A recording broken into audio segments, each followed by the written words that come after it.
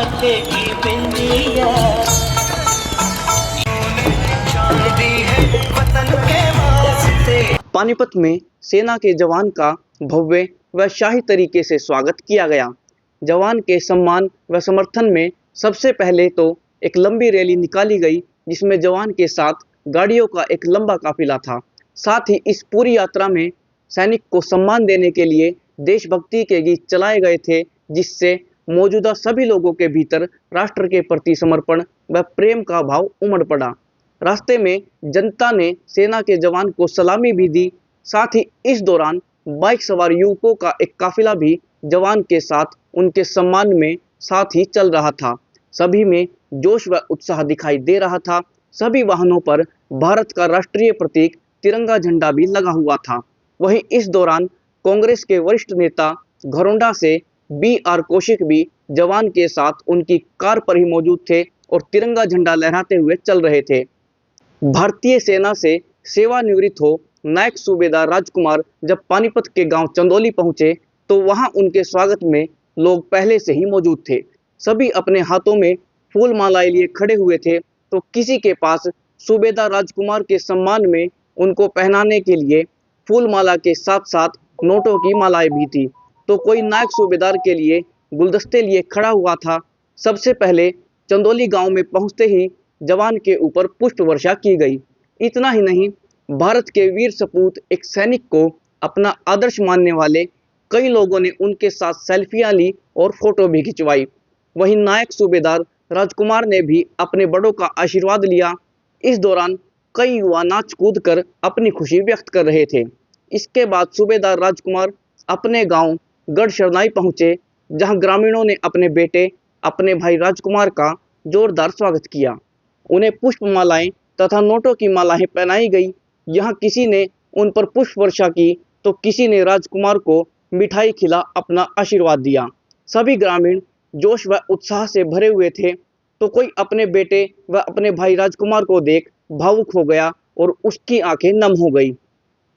इस दौरान नायक सूबेदार के साथ रमेश सिंगला भी मौजूद थे। अपने गांव पहुंचते ही सबसे पहले सूबेदार राजकुमार ने गांव के मंदिर में माथा टेक भगवान भोलेनाथ का आशीर्वाद लिया। साथ ही मंदिर के महंत ने भी उन्हें अपना आशीर्वाद दिया। इसके बाद राजकुमार ने भारतीय संविधान के निर्माण में महत्वपूर्ण योगदान देने वाले व संविधान की मसौदा कमेटी के अध्यक्ष डॉक्टर भीमराव अंबेडकर की प्रतिमा पर पुष्प अर्पित कर उन्हें नमन किया। राजकुमार के स्वागत के लिए उनका परिवार भी वहां पर पहुंचा। साथ ही उनकी पत्नी सरोज भी उनके स्वागत के लिए पहुंची हुई थी। सरोज लंबे अरसे के बाद अपने पति को देख भावुक हो गई। सरोज ने सबसे पहले अपने पति को माला पहनाई और उन्हें गुलदस्ता भेंट किया। इसके बाद सरोज ने आरती उतार अपने पति का आशीर्वाद लिया। साथ ही परिवार के सदस्यों व अन्य रिश्तेदारों ने भी मालाएं पहना राजकुमार का स्वागत किया। आपको बता दें कि नायक सूबेदार राजकुमार 2025 में सेना में भर्ती हुए थे और 21 वर्ष बाद सेना में अपनी सेवाएं दे वह सेना से सेवानिवृत्त हुए। इस अवसर पर एक कार्यक्रम का भी आयोजन किया गया था, इसलिए सूबेदार राजकुमार के रिश्तेदार भी उनसे मिलने व उनके स्वागत के लिए पहुंचे हुए थे। सभी ने राजकुमार का स्वागत किया और उनके साथ फोटो भी खिंचवाई। जिसके बाद राजकुमार ने अपनी पत्नी व परिवार समेत गांव के एक अन्य मंदिर में भगवान का आशीर्वाद लिया। बाद में वह गांव के खेड़े पर पहुंचे और माथा टेक वहां पर प्रार्थना की। इसके बाद नायक सूबेदार अपने घर पहुंचे, जहां रिबन काटकर उन्होंने गृह प्रवेश किया। इस दौरान उनकी पत्नी बेहद ही खुश और भावुक दिखाई दे रही थी। साथ ही उनके परिवार के लिए भी ये भावुक कर देने वाला पल था। नायक सूबेदार राजकुमार अपनी ड्यूटी के दौरान पाकिस्तान व चीन के बॉर्डर पर तैनात थे। साथ ही उन्होंने साउथ अफ्रीका में भी ड्यूटी की है। राजकुमार एक कमांडो के रूप में भी अपनी सेवाएं दे चुके हैं। इस अवसर पर नायक सूबेदार राजकुमार ने कहा कि उन्हें अपनी पत्नी, अपने बच्चों, अपने माता पिता व परिवार से मिलने की खुशी है, लेकिन उन्हें सेना से दूर होने का भी दुख है। अब वह बाकी का अपना समय अपने परिवार को देंगे। वहीं उनकी पत्नी सरोज ने कहा कि उन्हें इस बात की खुशी है कि अब उनके पति उनके पास आ चुके हैं। उन्हें कभी अपने पति की चिंता होती थी तो कभी अपने बच्चों की। इस बारे में सोच वह रात भर सो तक नहीं पाती थी। सरोज का कहना है कि एक फौजी की पत्नी होना मेरे लिए गर्व की बात है। जितनी खुशी मुझे अपनी शादी के समय हुई थी उससे ज़्यादा खुशी मुझे इस समय हो रही है। साथ ही उन्होंने मान सम्मान व आशीर्वाद देने के लिए गांव वासियों का भी धन्यवाद व्यक्त किया। आज ये संस्कार गांव वाले मेरे को पूरा सम्मान दिया। इस संस्कार का मेरे को बहुत ही खुशी है।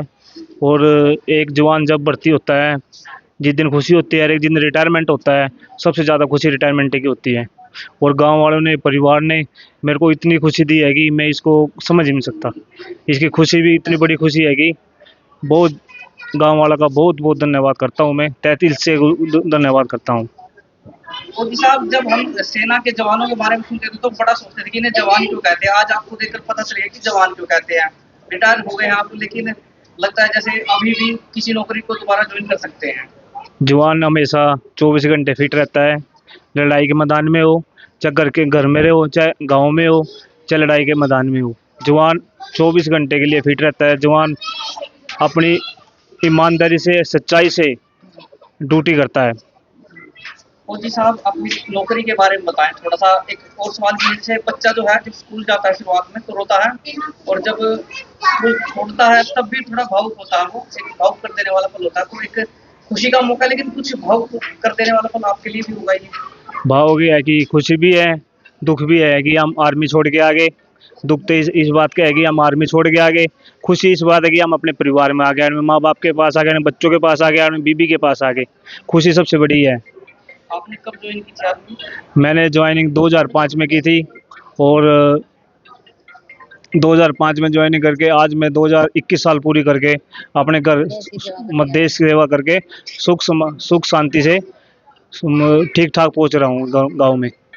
आप कहाँ नियुक्त थे अपनी ड्यूटी के समय में, या कहाँ आपने ड्यूटी की है?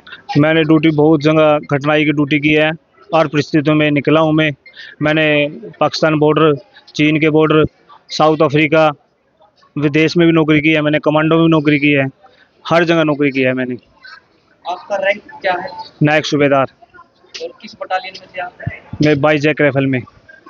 तो अब एक पड़ाव को आपने अपने करियर का पार कर लिया है, अब दूसरे में क्या कुछ सोचा है?